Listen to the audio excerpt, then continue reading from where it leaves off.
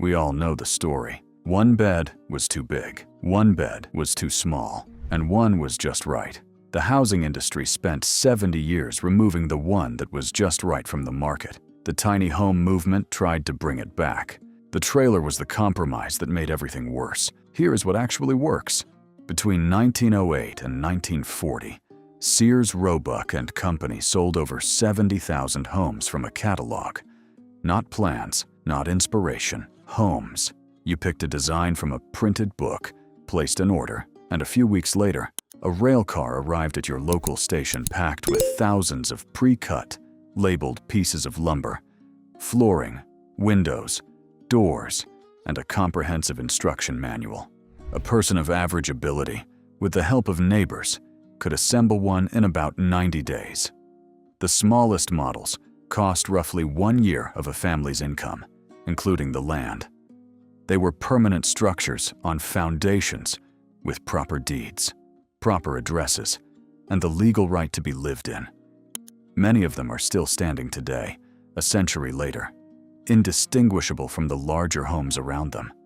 Those homes were not too big, they were not too small, they were just right. Then the laws changed. After the Second World War, local governments across America began writing minimum size requirements into their zoning codes. A permanent dwelling had to be at least 700 square feet, then 1,000. The small, affordable, foundation-built home that had housed the American middle class for generations became, in many jurisdictions, illegal to build.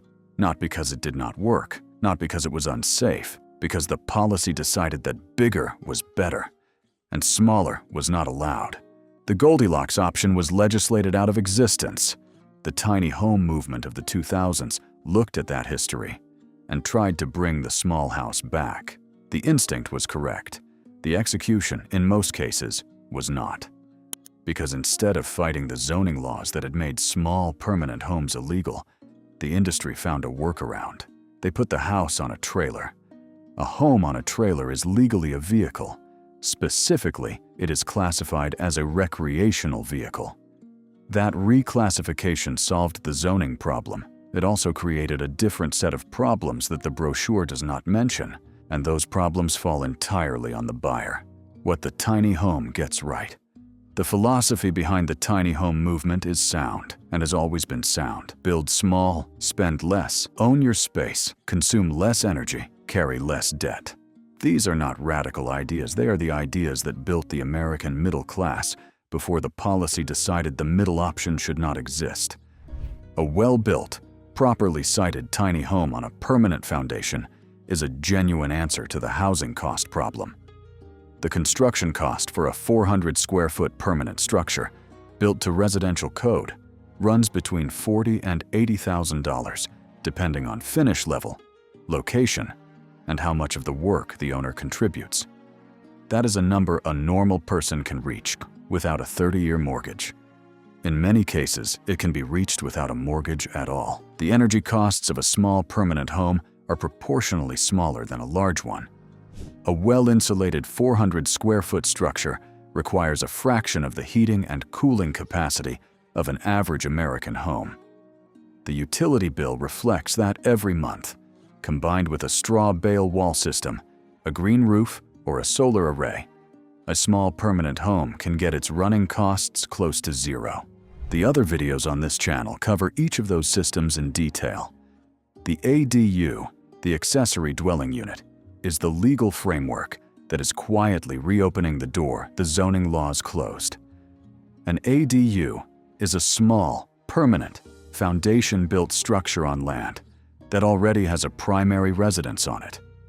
It can be a backyard cottage, a converted garage, a small structure built beside an existing home. In states, including California, Oregon, Washington, and Maine, legislation now requires local governments to permit them. The legal right to build small and permanent is returning, jurisdiction by jurisdiction, and the ADU is the form it is taking. Where the trailer got it wrong. The moment a tiny home goes on a trailer, it stops being a house in the eyes of the law. It becomes a vehicle. And that reclassification changes everything downstream. Banks do not mortgage vehicles. A standard 30-year home loan is not available for a structure on wheels, which means the buyer either pays cash, takes a personal loan at a higher interest rate, or uses an RV loan product that treats the home the same way a car dealership treats a used sedan. None of these are the stable, long-term financing that a permanent home attracts.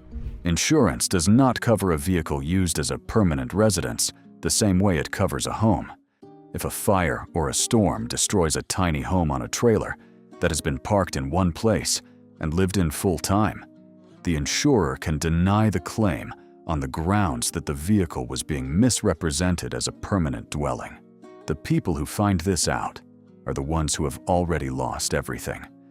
The wheels require somewhere to park, and parking requires permission. An RV park, a landlord's lot, a family member's property. In every case, someone else controls the ground beneath the structure. If that person raises the rent, closes the park, sells the land, or simply changes their mind, the tiny homeowner is not a homeowner protecting their property. They are a tenant, facing a 30-day notice with a house they have to move and nowhere to take it.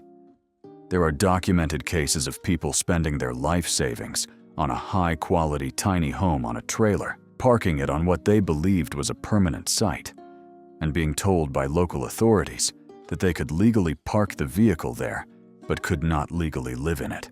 They owned the structure. They were effectively homeless.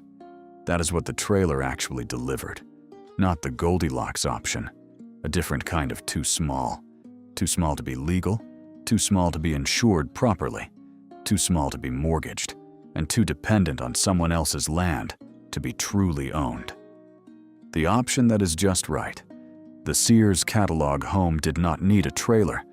It sat on a foundation, on land the buyer owned, with a deed that passed to their children and a legal address that the county recognized. The system that made that possible did not disappear. It was buried under 70 years of minimum-size zoning laws that are now, slowly, being unwound. Before spending $1 on a builder, a design, or a piece of land, make 2 phone calls. The first is to the county planning department. Ask them what the minimum square footage is for a permanent dwelling in that jurisdiction, and ask whether the county has an ADU ordinance.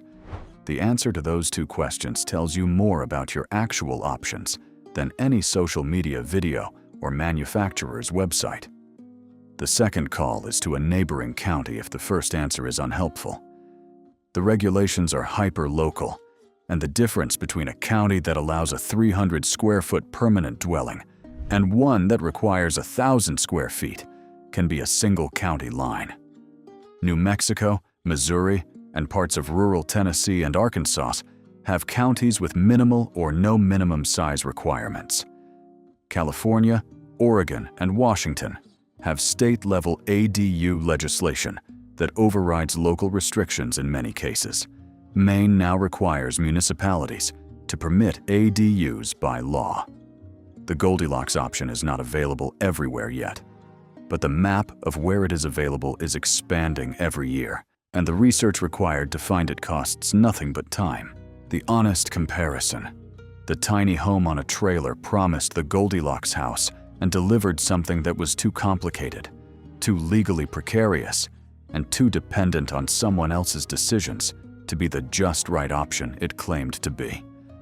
The industry found a workaround instead of fighting for the right answer, and the people who paid for it found out the hard way that a workaround isn't a solution. The Sears catalog buyers of 1920 did not need a workaround. They needed a small, affordable, permanent home on land they owned.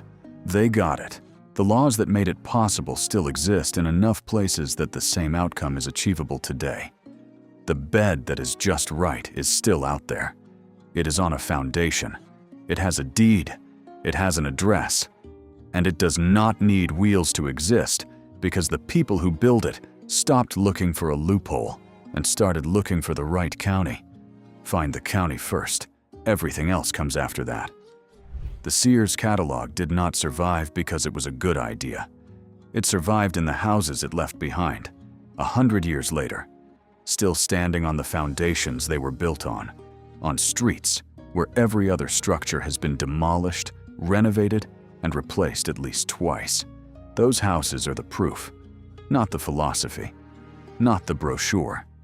The actual structures that a normal person built in 90 days on 1 year's salary and handed to their children.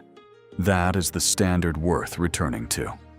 Not the trailer, not the workaround.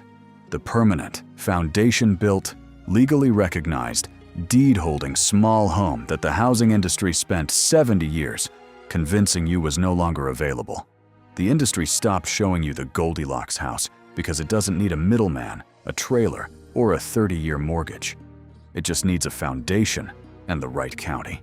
Stop looking for loopholes on social media and start looking at local zoning maps.